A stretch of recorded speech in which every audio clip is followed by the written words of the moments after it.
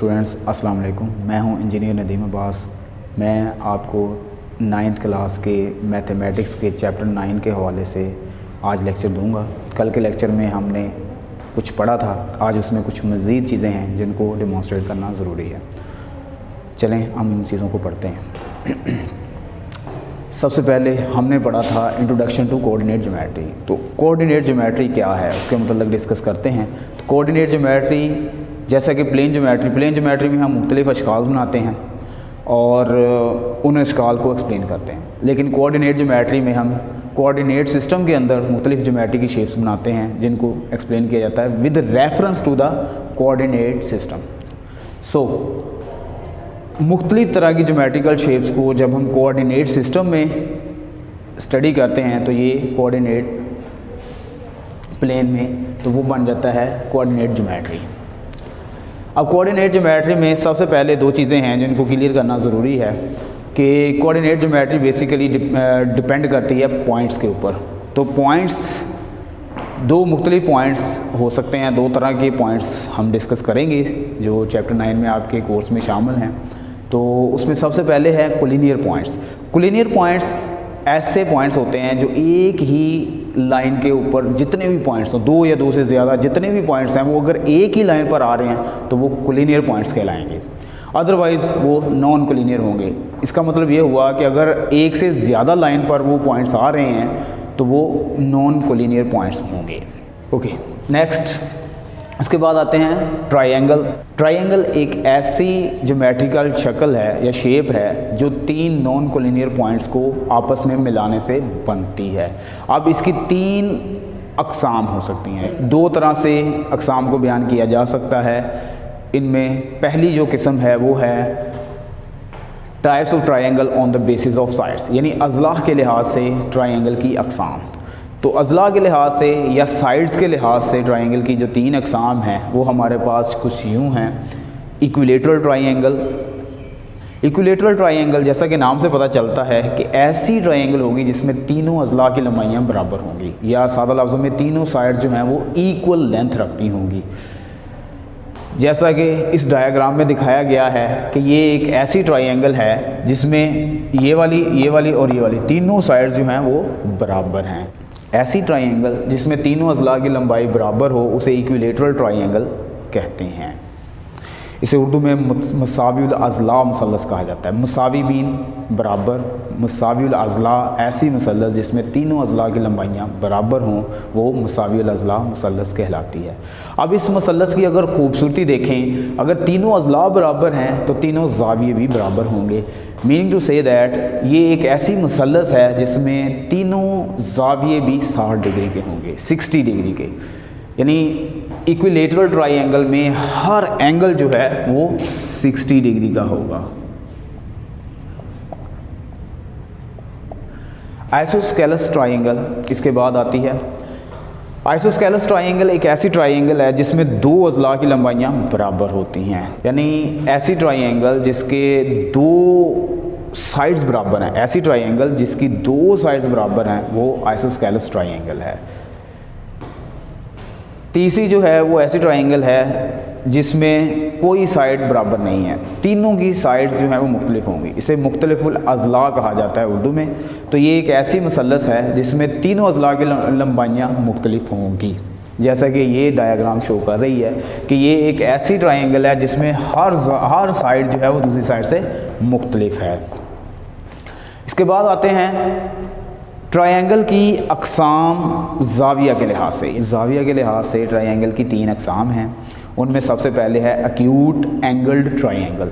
Acute angle जैसा कि नाम से पता चलता है इसे उर्दू में हादा ज़ाविया कहते हैं। ये ऐसा ज़ाविया है जिसकी पैमाइश 90 डिग्री से कम होती है, यानी ये ऐसा एक्यूट एंगल ट्रायंगल एक ऐसी ट्रायंगल होगी जिसमें हर एंगल जो है वो 90 डिग्री से कम होगा।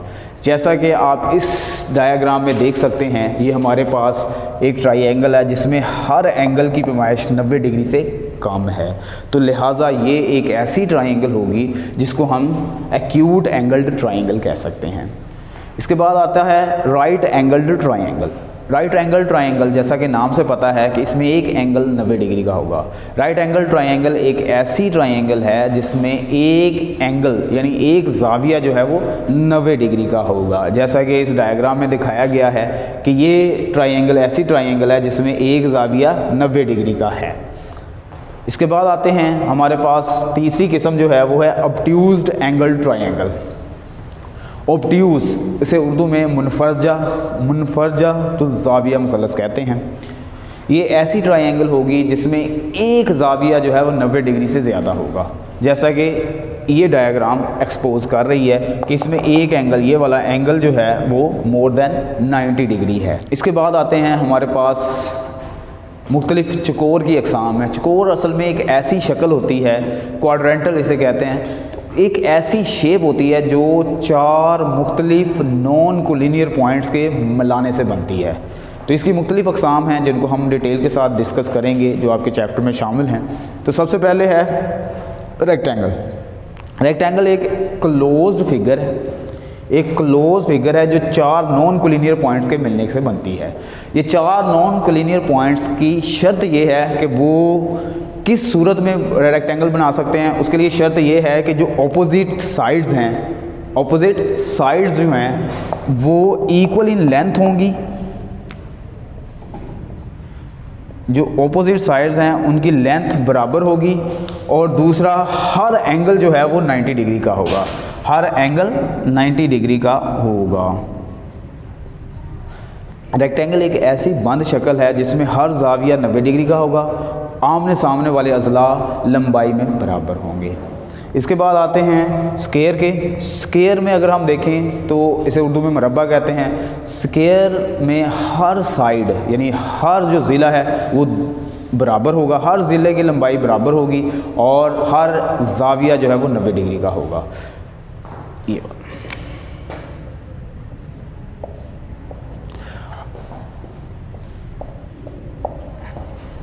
स्क्वायर एक ऐसी बंद शक्ल है जिसमें हर ज़िले की लंबाई दूसरे ज़िले की लंबाई के बराबर होगी और हर जाविया 90 डिग्री का होगा। इसके बाद आते हैं तो हमारे पास पैरेललोग्राम है। पैरेललोग्राम एक ऐसी बंद शक्ल है जो चार नॉन कोलिनियर पॉइंट्स के मिलने से बनती है और इसमें आमने सामने के अज़ला की लंबाइयाँ बराबर होंगी और वो सारे अज़ला एक दूसरे के मुतवाज़ी होंगे। यानी हमारे पास पैरेललोग्राम एक ऐसी बंद शक्ल है जिसमें अपोजिट साइड जो हैं वो लंबाई में बराबर होंगे और आमने सामने वाले अज़ला एक दूसरे के मुतवाज़ी होंगे। डियर स्टूडेंट्स, अब हम कुछ 9.3 एक्सरसाइज के सवालों की प्रैक्टिस करते हैं। तो इन क्वेश्चन में हमें मिड पॉइंट फाइंड करना है। एक सेगमेंट दिया गया है, उस सेगमेंट के एंड पॉइंट्स गिवन होंगे, उन एंड पॉइंट्स की बेस पर हमने मिड पॉइंट फाइंड करना है। सो चलें, 9.3 एक्सरसाइज का एक क्वेश्चन है जिसमें हमें एंड पॉइंट दिए हुए हैं ए और बी की सूरत में। ए पॉइंट 9, 2 है और बी पॉइंट जो है वो 7, 1 है। अब हम जिस बी सवाल को कंसीडर करेंगे उसमें ए पॉइंट्स के कोऑर्डिनेट्स x1 y1 होंगे और बी पॉइंट्स के कोऑर्डिनेट्स x2 y2 होंगे। मिड पॉइंट का फार्मूला हमारे पास क्या है? Mid point of A B segment या कितना खत ए बी का मिड पॉइंट जो है उसका फार्मूला क्या होगा? m उस पॉइंट की लोकेशन को डिस्क्राइब करता है। m लिखने का मकसद ये है कि हम m जो पॉइंट है उसकी लोकेशन क्या है, उस लाइन पर या उस कितना खत पर या उस लाइन सेगमेंट के दरमियानी नुक्ता को हम m से नोट करेंगे।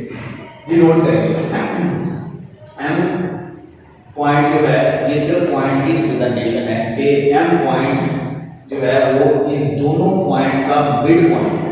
इन दोनों पॉइंट की ए बी जो सेगमेंट है उसका मिड पॉइंट है। m के कोऑर्डिनेट्स x और y हैं।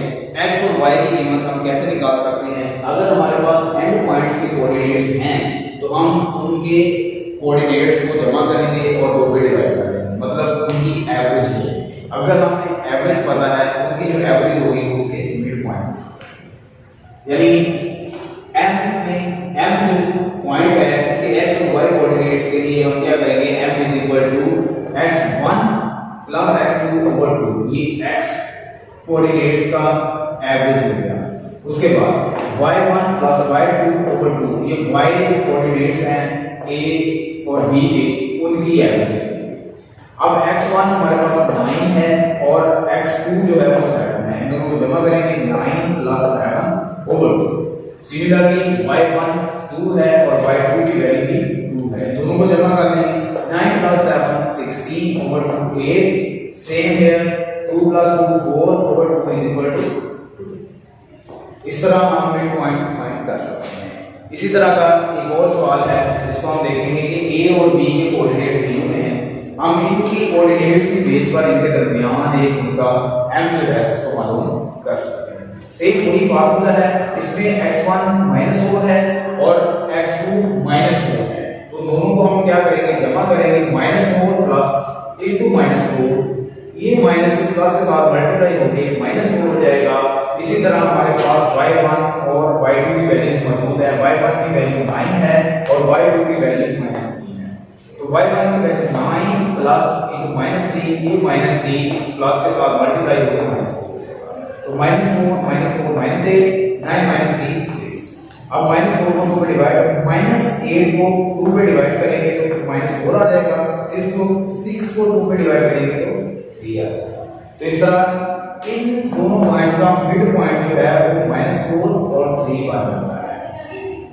इसके बाद आते हैं हमारे पास एक और एग्जांपल है या एक और क्वेश्चन है जिसमें हमें a और b के कोऑर्डिनेट्स कुछ इस तरह दिए हुए हैं। एक ओरिजिन से किसी पॉइंट या किसी पॉइंट तक की डिस्टेंस को का अगर हम हाफ लेना चाहते हैं, लाइक ये कोई पॉइंट है x1 y1 और ये ओरिजिन है, तो इसका मिड पॉइंट समवेयर कहीं यहाँ जाकर बनेगा, तो उसके लिए हम क्या करेंगे, उसके लिए हम यही फार्मूला इस्तेमाल करते हुए बड़ी आसानी से मालूम कर सकते हैं। इसमें हम ओरिजिन के जो कोऑर्डिनेट्स हैं वो x1 y1 ले लेंगे और जो पॉइंट है उसको हम x2 y2 काउंट कर देंगे।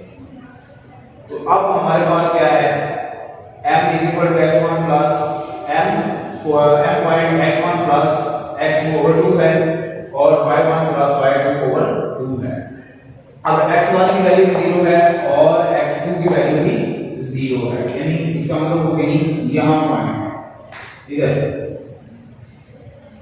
ओके, अब अगर हम देखें इस पॉइंट को तो अब 0 प्लस 0 0 ओवर 2 0 0 रहेगा, जबकि y1 प्लस y2 करें तो 0 प्लस -5 0 -5 ओवर 2 -5।